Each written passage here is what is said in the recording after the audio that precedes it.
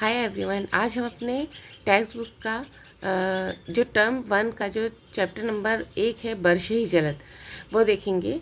इसके जो कवि है वो कौन है? गोस्वामी तुलसीदास है। इनके परिचय के बारे में जानते हैं। इनका जन्म 1511 बांदा उत्तर प्रदेश में हुआ। इनकी मृत्यु 1623 वाराणसी में हुई।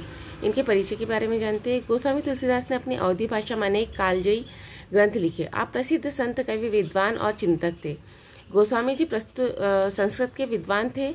अपनी जनभाषा अवधी में रचनाएं लिखी है। आज से 500 वर्ष पूर्व जब प्रकाशन, दूरदर्शन, रेडियो जैसी सुविधाएं नहीं थी, ऐसे दौर में भी आपका ग्रंथ रामचरितमानस जन जन के कंठस्थ था। आपके द्वारा रचित महाकाव्य रामचरित को विश्व के लोकप्रिय प्रथम 100 महाकाव्यों में महत्वपूर्ण स्थान प्राप्त है। हम सभी गोस्वामी तुलसीदास जी के बारे में जानते हैं। इनका जो सबसे प्रसिद्ध ग्रंथ था वो कौन सा था? रामचरितमानस। इनकी प्रमुख कृति है रामचरितमानस, कवितावली, विनय पत्रिका, गीतावली, दोहावली, हनुमान बाहुक, बर्वे रामायण, जानकी मंगल आदि है। अब चलिए कविता के बारे में पढ़ते हैं। घन घमंड नभ गर्जत घोरा, प्रियहीन डरपत मन मोरा, दमिनी नमक रही घन माहे, खल के प्रीति जथा थिर नाही। इसमें तुलसीदास जी कहते हैं कि आकाश में बादल उमड़ घुमड़ कर भयंकर गर्जना कर रहे हैं। श्री राम जी कह रहे हैं कि प्रिया, ये सीता जी से कह रहे हैं कि बिना मेरा मन डर रहा है। बिजली आकाश में ऐसी चमक रही है जैसे दुष्ट व्यक्ति की मित्रता स्थिर नहीं रहती, यानी वह चमकती है और चमककर लुप्त हो जाती है। बरसे ही जलद भूमि नियराए, जथा नवहि विद्या पाए, बूंद अघात सरही गिरी कैसे, खल के वचन संत सह जैसे। इसमें तुलसीदास जी कहते हैं कि बादल पृथ्वी के नजदीक आकर बरस रहे, ठीक उसी प्रकार जैसे विद्वान व्यक्ति विद्या प्राप्त कर विनम्र हो जाता है। बूंदों की चोट पहाड़ों पर पड़ रही है। पहाड़ बूंदों के प्रहार को इस प्रकार शांत भाव से सह रहे हैं जैसे संत पुरुष दुष्टों के कटु वचन को सह लेता है।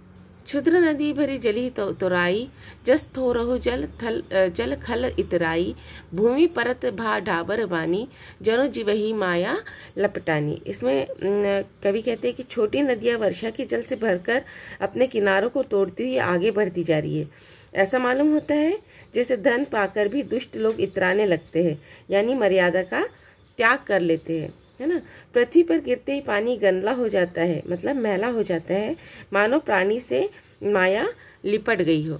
देखिए, जैसे अचानक से अगर किसी को पैसा मिलता है तो किस तरह से हो जाता है, वो उस पैसे पर घमंड करने लगता है। इसमें उसी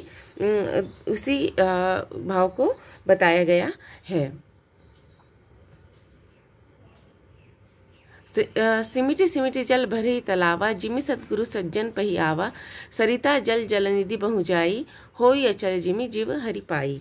इसमें तुलसीदास जी कहते हैं कि वर्षा का पानी एकत्र होकर तालाब में भर रहा है, जैसे एक एक कर सद्गुण सज्जन व्यक्ति के पास चले जाते हैं। नदी का पानी समुद्र में जाकर उसी प्रकार स्थिर हो जाता है जिस प्रकार जीव हरि मतलब ईश्वर को प्राप्त कर अचल हो जाता है। हरित भूमि संकुल समुझी, पर ही नहीं पंथ जिमि पाखंड विवादते, लुप्त होई सदग्रंथ। इसमें कवि कहते हैं कि पृथ्वी घास से परिपूर्ण होकर हरी भरी हो गई है, जिससे रास्तों का पता नहीं चलता। यह दृश्य ऐसा लगता है जैसे पाखंड के पाखंड धरे मत के प्रचार से सदग्रंथ लुप्त हो जाता है। दादुर धुनी चहु दिशा सुहाई, वेद पढ़े जनु बटु समुदाय, नौ पल्ला बट बिटप अनेका, साधक मंजस मिले विवेसा। इसमें कवि कहते हैं कि वर्षा काल में चारों दिशाओं में मेंढकों की ध्वनि ऐसी लगती है मानो विद्यार्थियों का समूह वेद पाठ कर रहा हो। अनेक वृक्षों में नई नई कपोल आ गई है, जिससे वे ऐसे हरे भरे तथा सुशोभित हो गए जैसे साधना करने वाले किसी व्यक्ति का मन ज्ञान प्राप्त करने पर प्रफुल्लित हो जाता है।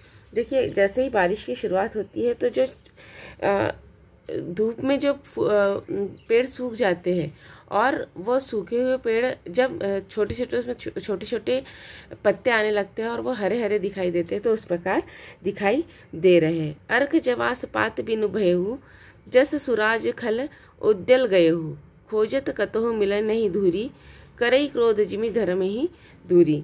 इसमें कवि कहते हैं कि बरसात के दिनों में मदार और जवास के पौधे पत्तों से रहित हो गए हैं। उन्हें देखकर ऐसा लगता है मानो अच्छे शासक के राज्य में दुष्टों का धंधा जाता रहा हो।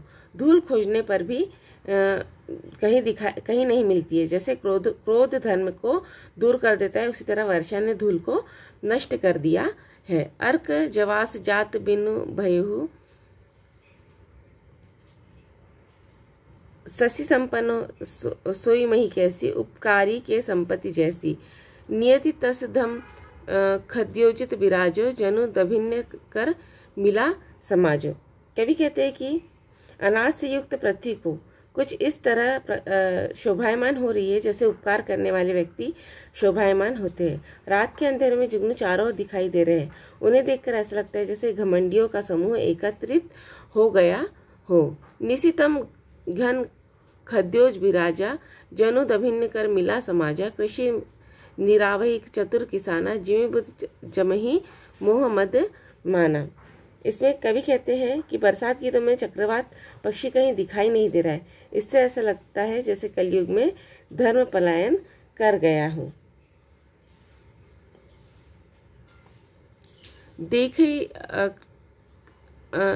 कृषि निरही चतुर किसाना, जिमि बुद्ध जमिहि मोह मद माना। देखिए चक्रवात खगनाही, कल ही पाई जिमि धर्म परिहाई। बरसात के दिन में चक्रवात पक्षी कहीं दिखाई नहीं दे रहा है। इससे ऐसा लगता है जैसे कलयुग में धर्म पलायन कर गया हो। विविध जंतु सकुल मही भ्राजा, प्रजा बाढ़ जिमि पाई सुराजा। तह तह रहे पथिक थमी नाना, जिमि इंद्रियागज उपजे ज्ञाना।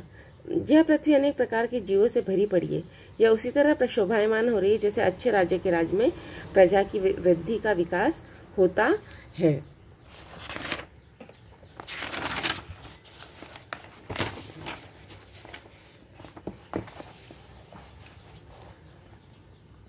कबहु प्रबल बह मारुत जह, मेघ बिलही जिमि कपूत के उपजे कुल। सद्धर्म नसती कबहु दिवस मह, निबिड़तम कबहु प्रगट पतंग। बिनसई उपजई म्यान जिमि पाई, कुसंग सुसंग। कवि कहते हैं कि कभी कभी वायु बहुत तेज गति से चलने लगती है, उससे बादल वहां गायब हो जाते हैं। यह दृश्य उसी प्रकार लगता है जैसे परिवार में कुपुत्र के उत्पन्न होने से कुल के उत्तम धर्म नष्ट हो जाते हैं। कभी दिन में घोर अंधकार छा जाता है तो कभी सूर्य प्रकट हो जाता है। तब लगता है जैसे बुरी संगति पाकर ज्ञान नष्ट हो गया हो और अच्छी संगति पाकर ज्ञान उत्पन्न हो गया हो।